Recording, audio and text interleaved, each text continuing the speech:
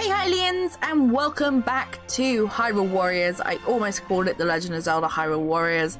That's probably going to happen at least once in this series. It's already something I have to try and not say, but it's just something that seems so natural to say The Legend of Zelda Hyrule Warriors. Anyway, welcome back. I hope you're all doing well. Today we are going to continue with Legend Mode, and we have the next part of the story being still part of the prologue, the Sorceress of the Woods, and we're going to be going to Faron Woods, a pretty reoccurring Zelda place at this point. Its first appearance was in Twilight Princess, and then it's appeared in Skyward Sword, Breath of the Wild. Yeah, it's becoming a more recurring area, which is pretty cool. I like Faron Woods. Anyway, there was one thing I didn't mention, but you may be able to see on these little icons. It says recommended, and it's a little symbol next to it. So for each of the episodes, the levels, there are recommended elements, and each character has a element assigned to them. So Link has the Hylian sword, which has got a light element on it, and he has the fire rod, which has a fire element. The fire element is recommended, so we'll be using that. And if we look at these other characters, Impa has water and Sheik has the lightning. So each character has a different element. I can't remember how many there are, but there's things like light, obviously lightning, fire, water, there's darkness, there's a few other ones. I can't remember all of them, but yeah, there's a handful of different elements, and they each have, I think, enemies that are weak to certain elements. But as you can see, they're recommended for certain areas because I guess the enemies are going to be weak to them, or something like that, or just to get you to play new weapons so you don't just use the Hylian sword all the time. Anyway, we have the magic rod. It's pretty weak, we only have one, but we're going to use that for the next episode. Well, next level. Link and his allies were saved from the dangers of the Eldin Caves by a mysterious youth named Sheik. Joined by their new ally, Impa's troops exited the caves and emerged in Faron Woods. There, they found a hidden village overrun with monsters.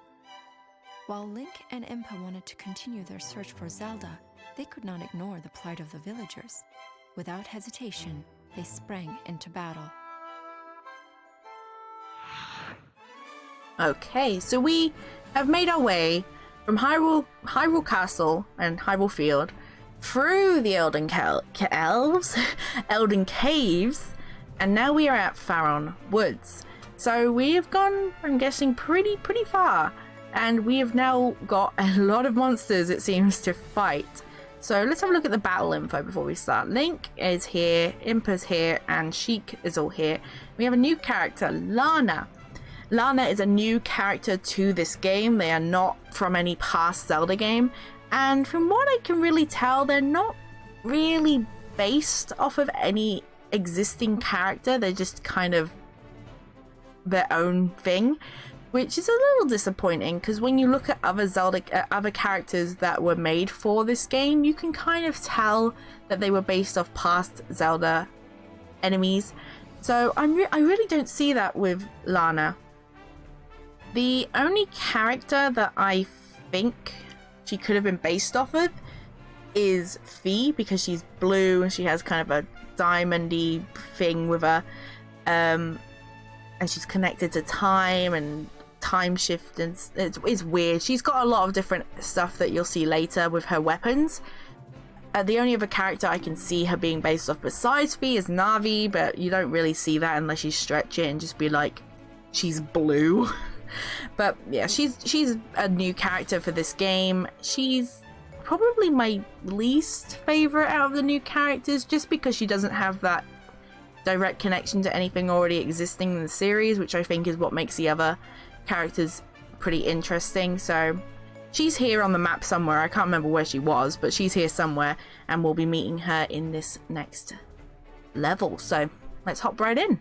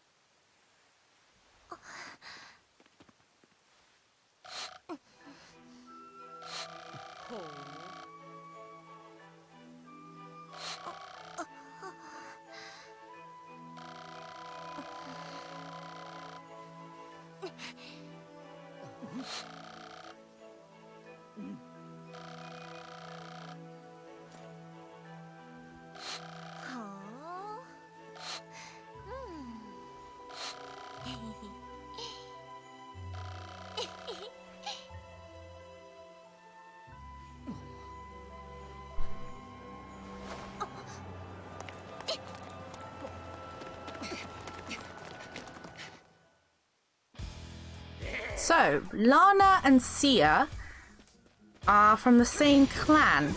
Interesting. So, as I said before, Lana's a new character. She was added to this game. Sia, who we haven't met yet, she's also a new character who I do think is a pretty cool character, where her kind of inspiration for the design comes from, at least from what I see the inspiration for her design coming from. But obviously we've not seen her yet, so I don't want to talk too much about it. Anyway. Along with that, we've got new enemies. These are Boblins. These are Boblins from Twilight Princess. They have, if I'm remembering right, only appeared in Twilight Princess.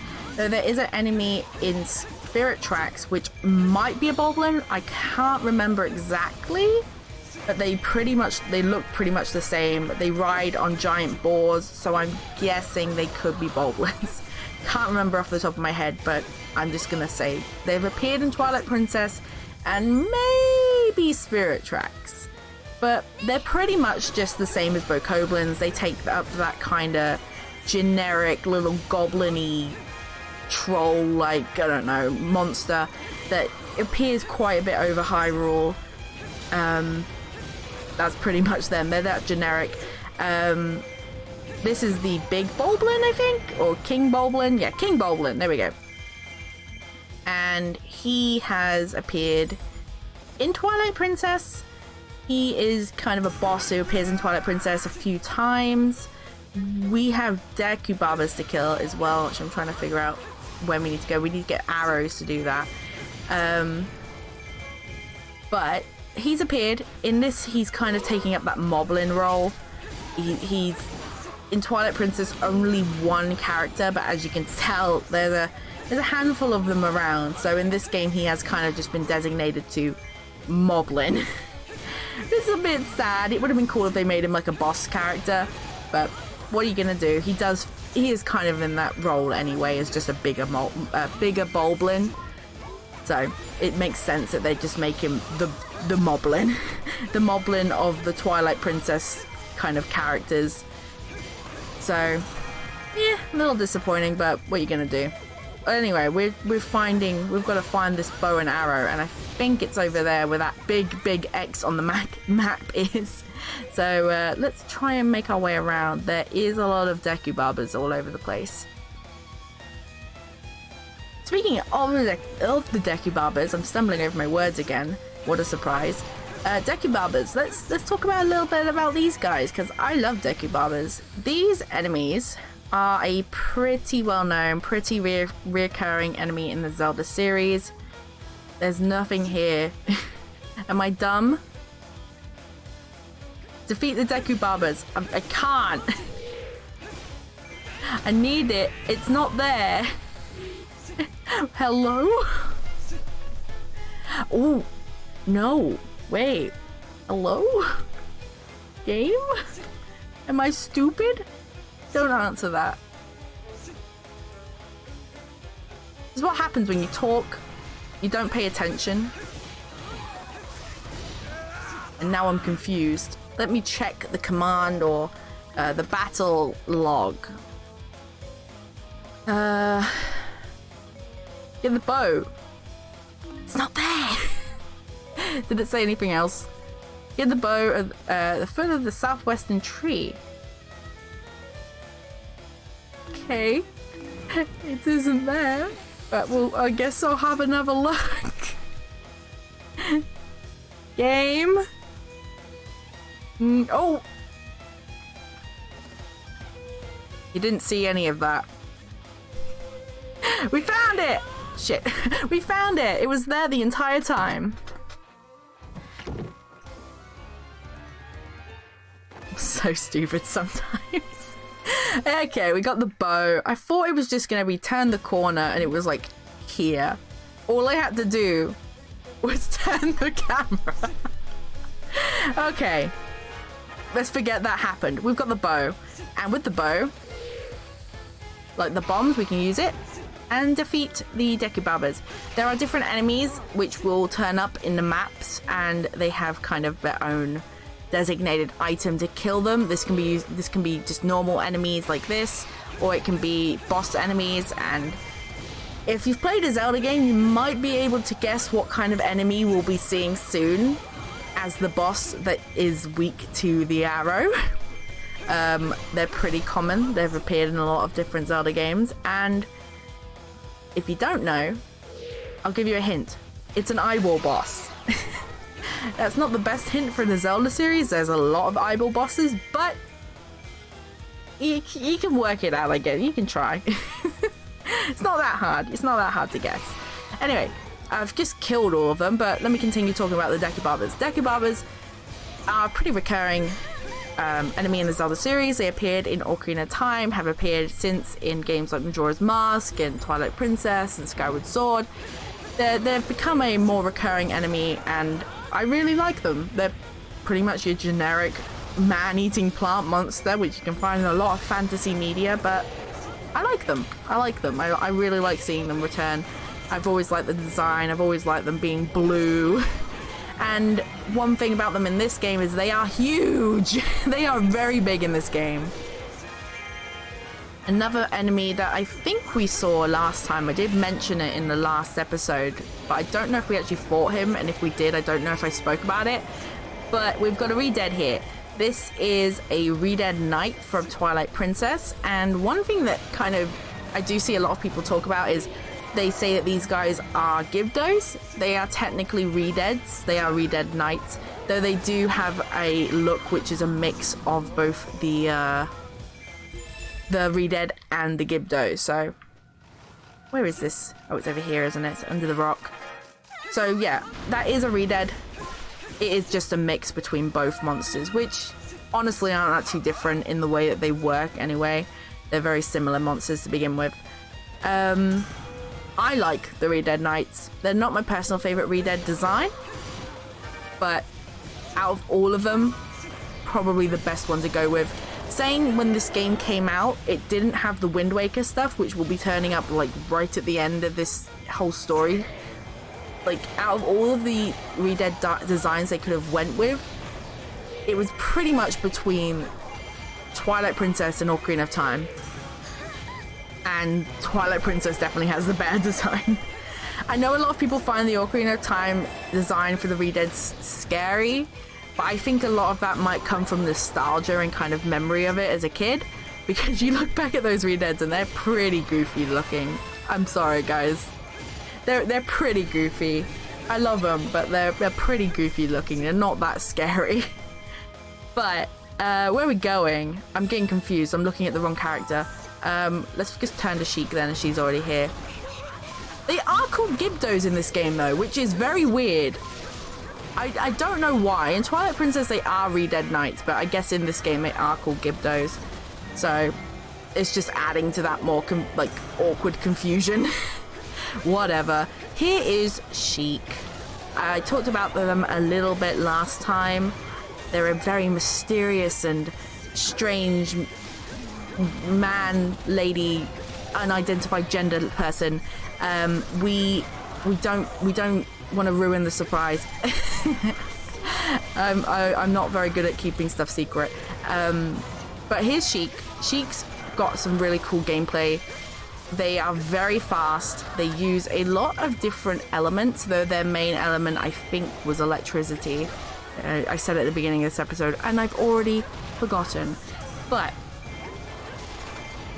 Sheik is very cool. They use the Goddess Harp from Skyward Sword, which is a little bit different in design. They've changed it a little bit. You can see it on her back.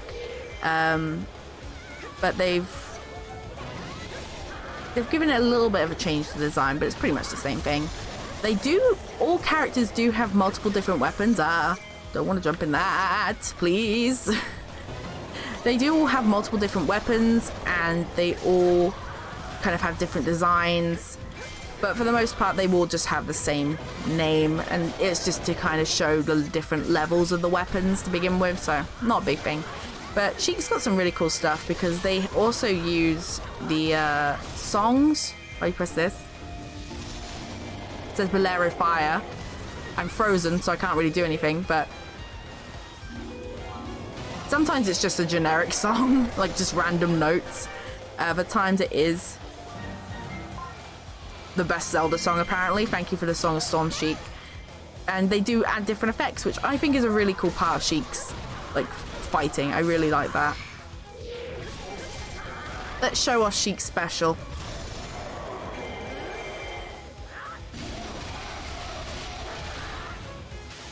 So one thing, most of the specials are, I feel like in an area of effect, but there's pretty much two different specials in the way that they move and they work.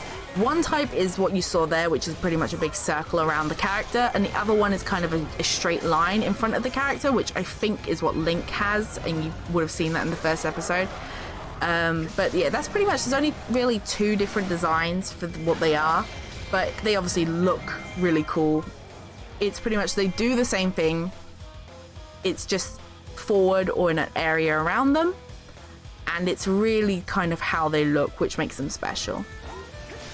Got some grass, see if we can find anything cool. Any rupees for us? Oh, we got a crap ton of magic though.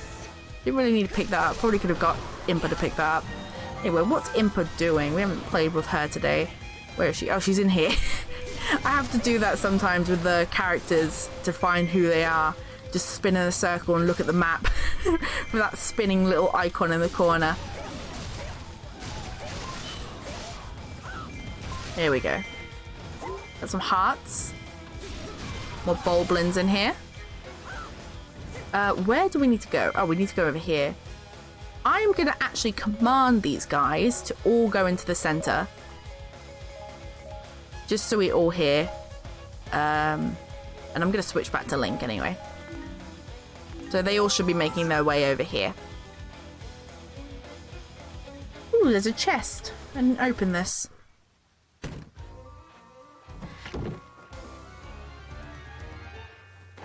We got the thing! It's a golden ocarina. You got an ocarina. Now you can warp to any active owl statues. So this was something that was added in the 3DS version and obviously brought over to the definitive edition. Using the ocarina, you can warp to owl statues, activate the owl statues when you approach them, and pretty much that. This is a very good thing to get around maps. Even with the multiple different characters, you don't always have them. And so you can come over to these, activate them, and then use your ocarina to warp to them.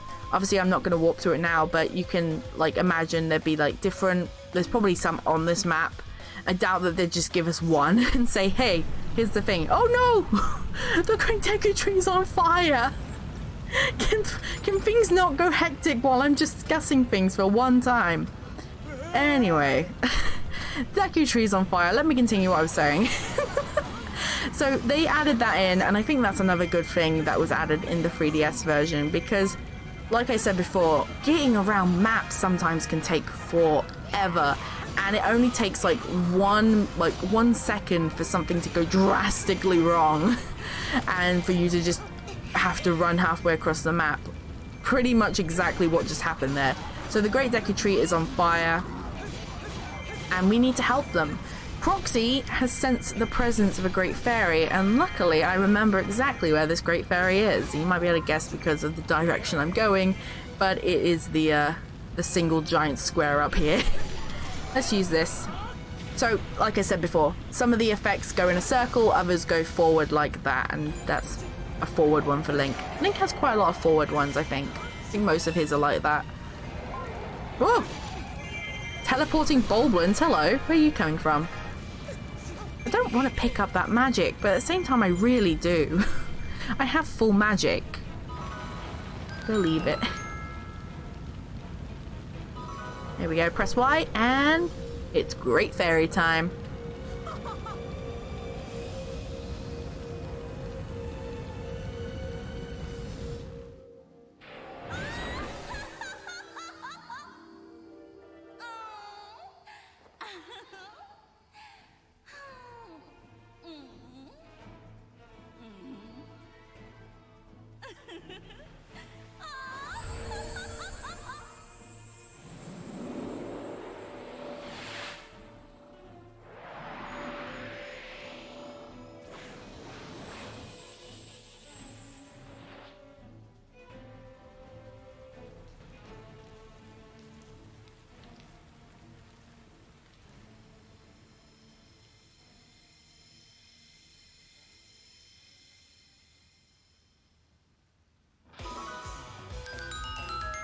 Guys, if all... Oh my god, there's a demon over there.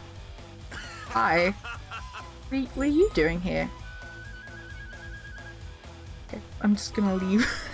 Anyway, if you guys needed a storm, if that is all you needed to put out the Great Deku Tree, you have options.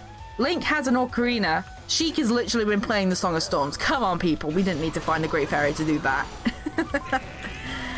Anyway, what have we got? We have... I can't see where I am. I'm over here. Okay. We have to protect the Great Deku Tree now. Well, let's get these guys to do some stuff.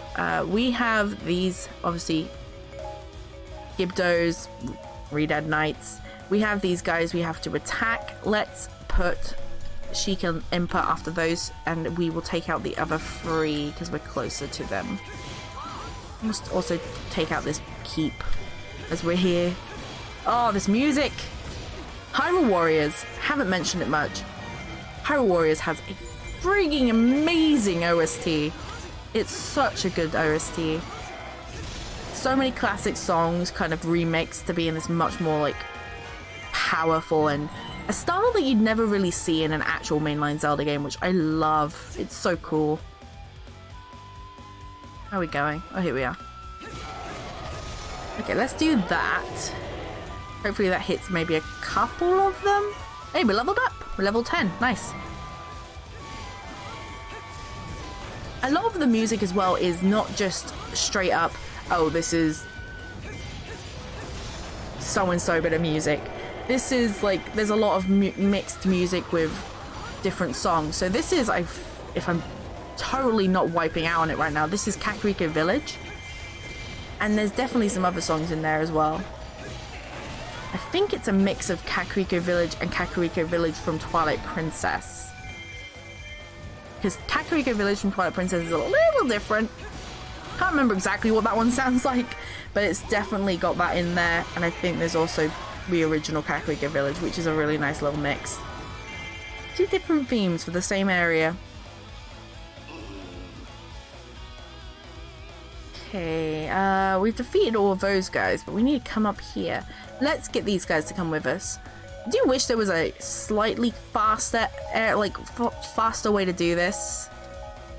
Because it does take a little bit to kind of move them around, get them in the right position to make sure they're going in the right place and stuff. So I wish that was a bit faster, but what can you do? They can't get everything to be super snappy and quick.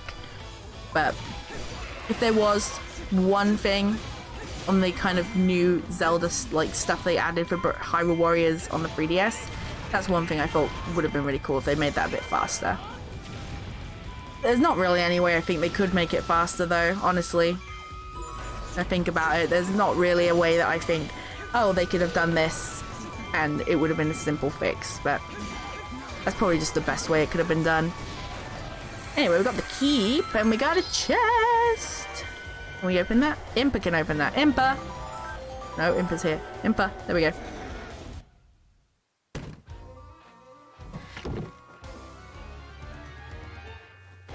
We got the heart container piece thing. Heart piece. There we go. So, as you saw with the chest... Oh god, there's a Redead next to me. If this was any other Zelda game, I'd be absolutely terrified having that many Redeads around me. But as you can see, there is certain chests that can only be opened by certain characters. And this can be one thing that I found really annoying in the original. Because, like I said, you'd have to run halfway across the map. Or you couldn't even open it because you didn't didn't have that certain character to play as. I can't remember exactly how it worked like that in the original, because I think they might have just not brought up that chest and might just have a generic rupee chest. But I can remember just finding that annoying, especially with the adventure map, because you could play with a certain character and then have a different character needed to open a certain chest and just be like, well, I can't get that now. Anyway, Wizro was here, being sneaky. What if I had it kill them? Uh-oh. No, the wizard got away! Yeah, we were a bit slow. We were kind of just trying not to let the whole forest burn down. Maybe a little bit more important. But it looks like we have company. one of my favorite Zelda bosses. It's Goma, taking an appearance pretty much from the original Zelda game. Ah, they're right behind me. So, Goma. Ooh, let me lock on. Goma is... Link. Not time for the ocarina. There we go. Goma is one of the most reoccurring bosses, probably one of the most well-known bosses, I feel. Showed up in the original Legend of Zelda game, has shown up since in a lot of different games, and have taken a lot of different designs and kind of looks to them.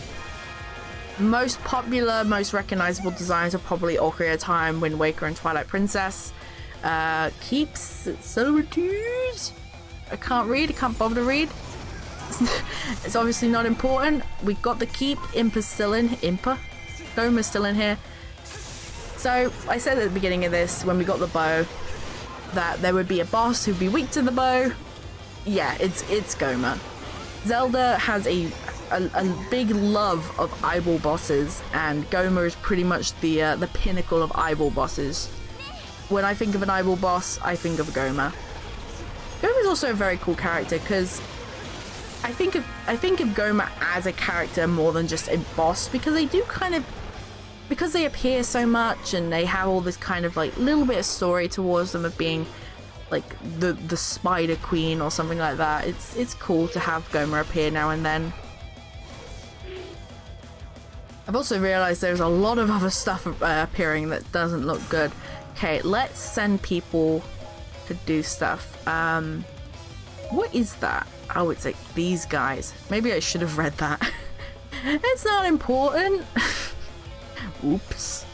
Send Impa and Sheik to do that, and we'll play Link. We'll go after some of the other ones as we make our way over there.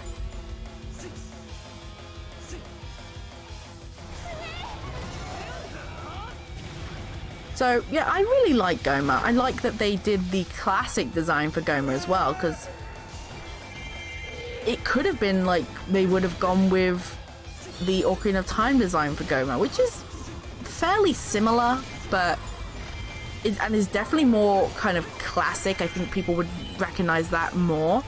But the original design for Goma is very simple, but to me I think it was a great choice, because the original Zelda does not get enough love with its designs. A lot of things from that original game have since like come back and been redesigned and stuff like that. So it's always makes me happy to see classic designed monsters come back.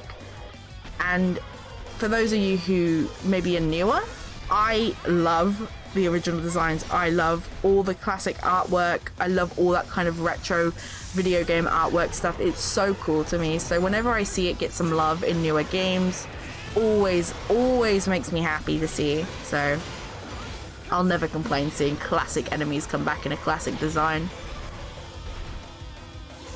Along with that, I would love to see Goma appear in Breath of the Wild 2. Goma with kind of this sort of design, kind of taking from the original, maybe make her a bit bigger, make her a giant boss in an underground cave or something. Because I keep saying it, you're probably sick of hearing it. I think Breath of the Wild is going to be having or set underground, or it's going to be set underground or have a lot of underground segments. Having Goma be in like an underground cave or dungeon that maybe you don't even realize is a dungeon would be really cool. Just to be walking around and you suddenly just see this giant eyeball and it's this giant oversized spider. I missed spiders in Breath of the Wild. We didn't get gold Skulltulas, we didn't get Walltulas, Skulltulas, Gomas, we didn't get any of that in Breath of the Wild, and it made me sad. Anyway, we've killed Goma. I don't think that'll be the last that we see her though. Look at Link. Look at that handsome boy. He looks so proud of himself. He actually looks a little bit kind of deadpan, no emotion. But he's proud of himself on the inside. We did it. And there was no other statues.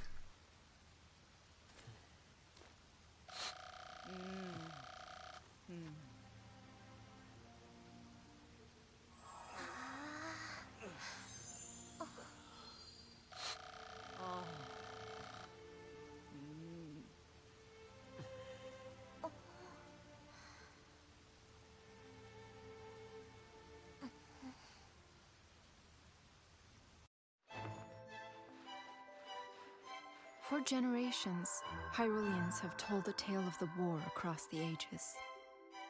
This is how it begins.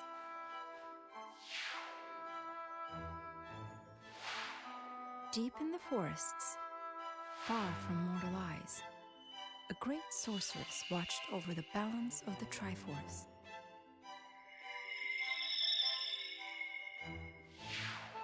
Through her magic, she could see across ages, able to read the fates of all who lived, but never interfering.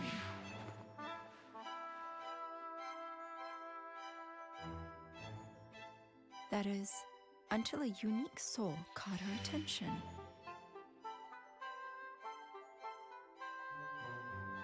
The soul of the hero of legend, eternally reborn when Hyrule's need is greatest.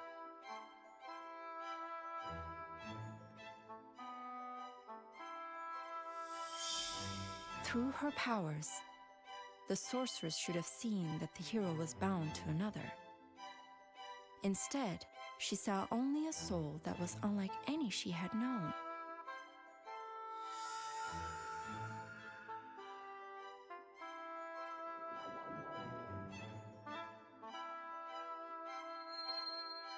And while the sorceress was preoccupied, a fragment of darkness, locked in its prison, saw an opportunity.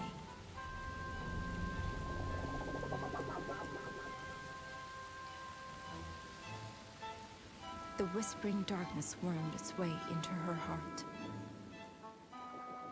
It pushed the light away and warped her curiosity into a desperate desire to possess the legendary hero's soul.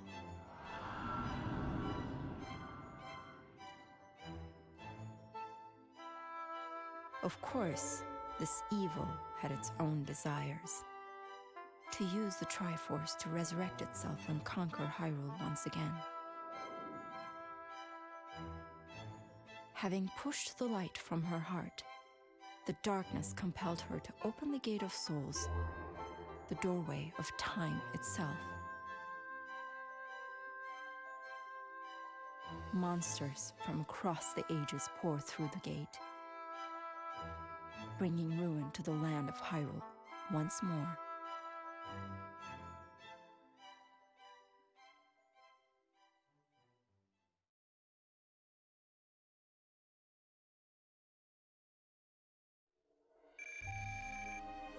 And that is our little explanation of why there are so many monsters from across different Zelda games. Of course, we'll see a little bit more of that later, but it's an interesting story they've come up for this game, and I think it's probably the best way to give a game like this an actual story. We Zelda fans like to give stories and look into things no matter what, so even with a side game, there was definitely going to be theories and stuff around it of why all these characters are together. But bringing it down to some weird magic stuff and timelines merging and all that kind of stuff was pretty much the best way they could have got around it. Like, they could have just not given it a story, but that would have been so boring.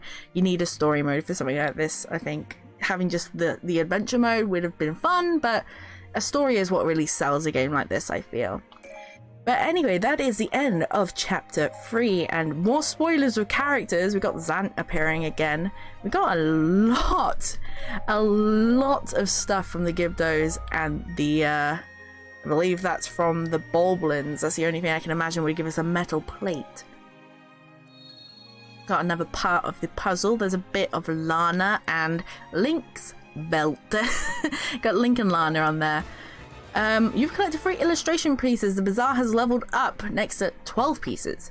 Potions have become more effective. More mixtures are available in the apocryphy. I can't say that word. Anyway, that was something. I forgot what I was gonna say. That was episode 3. That was chapter 3, and we have actually unlocked 2 new levels. So I'm going to decide which one we do next. Are we going to do Linkle's Tale, the girl in the green tunic, or continue with the prologue and do the Sorcerer of the Valley? I think we might do Linkle, because Linkle's story is new and Linkle is a fun character and one of my favorite characters to play as in this game. I feel like I'm saying that about all of them, but I love playing as Linkle, so I think we might do Linkle, but I'll have to confirm it off of the video. But for now, I think it's time we finish off today. That episode was had some weird moments. I feel me just completely wiping out and not turning the camera and finding a boat, I think, being the highlight of my my capabilities of what happens when I speak and play video games. So yeah, that's gonna be something brought up, I feel, for a while. Anyway, thank you guys for watching. I hope you've enjoyed. If you're new here, don't forget to subscribe if you have and you want more Zelda content, and liking is always very much appreciated and always helps me out. Thank you all again for watching. I hope you did really enjoy this video, even with my little blips of stupidity. But yeah, thank you for watching. I'll see you guys next time. Bye!